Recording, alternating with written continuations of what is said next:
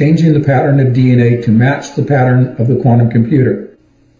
So the pattern of the spin of the electrons within the DNA, that spin of electrons, that pattern, must match the pattern of the electron spin in the quantum computer. When the patterns of electrons match one another, then they can become quantum entangled. And that is the line of communication. That is the form of communication, the interface that takes place between those that took the mark of the beast and the quantum computer that is running the beast system. Material that cuts DNA, like you said, they're not manipulating DNA, they're cutting DNA that causes mutation and cancer.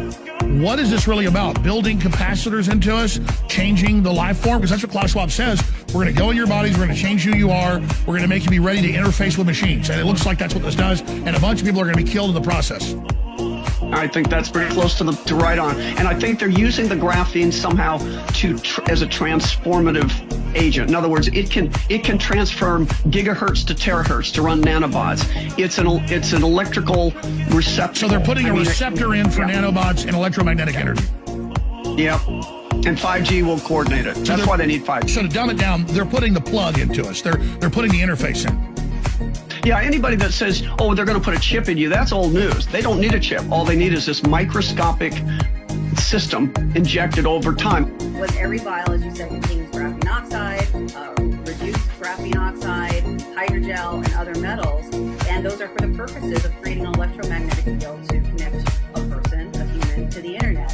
A hydrogel, the generic term, they do say they're putting it inside of these injections. Maybe not all the manufacturers, but Moderna and Pfizer, they just call it a different name, so you don't know what they're using. It's called nanolipid particle. Lipid particle is technically hydrogel, and it was very creative so that you wouldn't know what they're doing. But people, if they start looking up that keyword hydrogel and looking at biosensors, there's a company called Profusa, you'll see everything that hydrogel can do. And so I look at hydrogel this way. Water is life. Hydrogel is water gel. It's the opposite of water. It actually literally sucks the water out of anything around it. It's anti-life to me. And it actually can do a lot of sci-fi things. It can reproduce on its own. It can make more of itself. It can disassemble, reassemble. It has different functions. It can be used for a drug delivery system. It can be used as a biosensor. It can hold nanobots, these little tiny microscopic robots that can have a multitude of different functions.